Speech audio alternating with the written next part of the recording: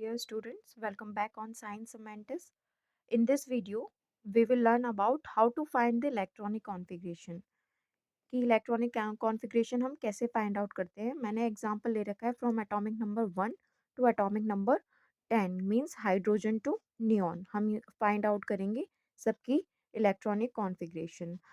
इसके ऊपर मैंने ऑलरेडी एक डिटेल वीडियो बना रखी है कि इलेक्ट्रॉनिक कॉन्फ़िगरेशन क्या होती है, इलेक्ट्रॉनिक कॉन्फ़िगरेशन को कैसे फाइंड आउट किया जाता है.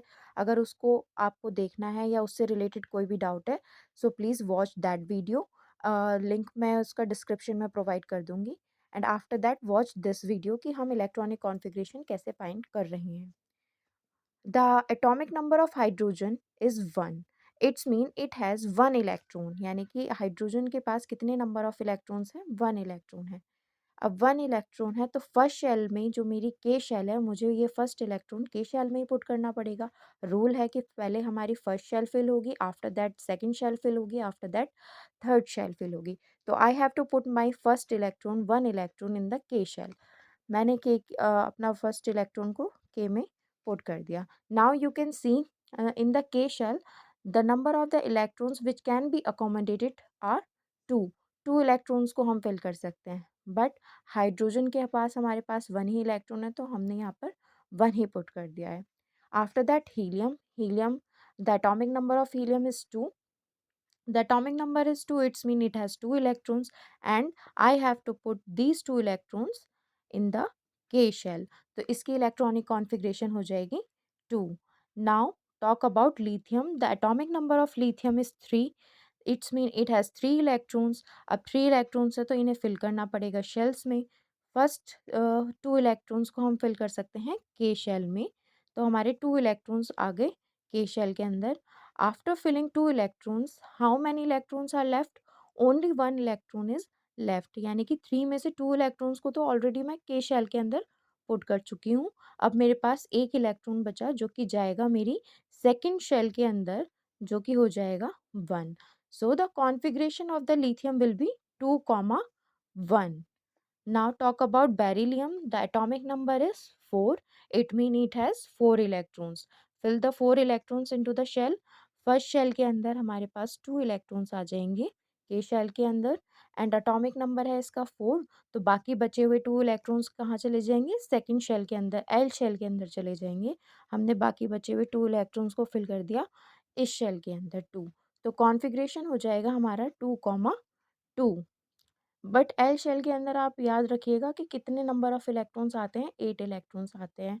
इसी कॉन्फ़िगरेशन को अटेन करने की वजह से ही इलेक्ट्रॉन्स जो एटम्स होते हैं हमारे, वो इलेक्ट्रॉन्स को डोनेट करते हैं, लूज़ करते हैं. जैसे कि हीलियम है, हीलियम का परफेक्ट कॉन्फ़िगरेशन है 2, जो कि होना चाहिए के अंदर 2. तो इसके अंदर 2 ही है, इसी वजह से ये क्या है? एक आइडियल गैस है और इसी का ही कॉन्फ़िगरेशन अटेन करने की बाकी सारे एलिमेंट कोशिश करते हैं. Now talk about boron. Boron का एटॉमिक नंबर होता है 5. It has 5 electrons. Now fill these 5 electrons into the shell. First shell में के शेल के अंदर मेरे पास 2 इलेक्ट्रॉन्स आ गए. आफ्टर दैट कितने इलेक्ट्रॉन्स बचे 5 में से? 3 इलेक्ट्रॉन्स. मैंने 3 इलेक्ट्रॉन्स को के शेल के अंदर पुट कर दिया. Now talk about carbon. Carbon का एटॉमिक नंबर होता है 6. It mean it has 6 electrons. अब मुझे ये फिल करने हैं इन शेल के अंदर. फर्स्ट शेल के अंदर मैंने के शेल के अंदर 2 इलेक्ट्रॉन्स को फिल कर दिया. एंड आफ्टर दैट 6 में से 2 इलेक्ट्रॉन्स को मैंने के में पुट कर दिया. तो मेरे पास यहाँ पर बचे 4 इलेक्ट्रॉन्स जो कि मैं फिल करूँगी एल शेल के अंदर.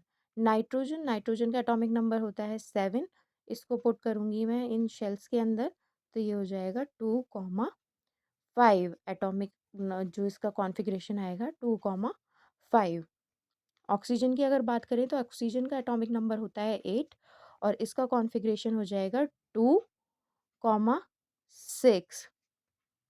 Similarly fluorine. फ्लोरीन का अगर मैं एटॉमिक कॉन्फ़िगरेशन फाइंड करूँ तो ये हो जाएगा 2,7. because there are 9 electrons, I can fill 2 electrons in the K shell and remaining 7 electrons into the L shell. The total number of electron will be 2 plus 7 is equal to 9 electrons. तो इन 9 electrons को मैंने 2 shells के अंदर fill कर दिया है. Now talk about neon. Neon हमारी ideal gas होती है, वो क्यों होती है उसका रीज़न मैं आपको बताऊँगी। इसका एटॉमिक नंबर होता है 10। तो इन 10 इलेक्ट्रॉन्स को मैं फिल करूँगी इन शेल्स के अंदर। फर्स्ट शेल के अंदर मैंने 2 इलेक्ट्रॉन्स को फिल कर दिया and after that 8 electrons are left behind, तो मैं इन 8 इलेक्ट्रॉन्स को फिल कर दूँगी एल शेल के अंदर। नाउ यू कैन ऑब्जर्व कि के शेल के अंदर कितने नंबर ऑफ इलेक्ट्रॉन्स हैं इसके पास 2, एंड एल शेल के अंदर नियॉन के पास कितने नंबर ऑफ इलेक्ट्रॉन्स हैं 8, जो कि एक परफेक्ट कॉन्फ़िगरेशन है। इसकी वजह से ही ये क्या हो जाता है, एक आइडियल गैस में कन्वर्ट हो जाती है और इसको हम क्या बोलते हैं, आइडियल गैस बोलते हैं। नोबल गैसेस भी बोलते हैं हम इन्हें, क्योंकि ये किसी के साथ रिएक्ट नहीं करते। जैसे कि हीलियम है, हीलियम के पास 2 इलेक्ट्रॉन्स हैं, जो कि के शेल के अंदर 2 ही होने चाहिए, तो इसके पास 2 हैं। तो अब इसे ना ही इलेक्ट्रॉन डोनेट करने की ज़रूरत है और ना ही इलेक्ट्रॉन्स को गेन करने की ज़रूरत है, क्योंकि ये खुद में स्टेबल है। यानी कि इसके पास जितने भी नंबर ऑफ प्लेसेस थे इलेक्ट्रॉन्स के लिए, वो ऑलरेडी फिल हैं। सिमिलरली नियॉन के पास जो शेल्स थी के और एल, वो अपने परफेक्ट नंबर के साथ फिल हो चुकी हैं 2, 8।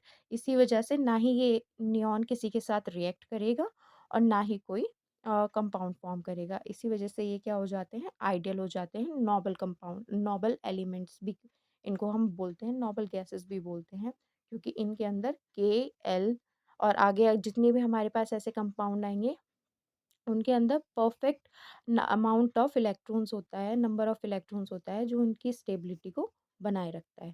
Thank you for watching.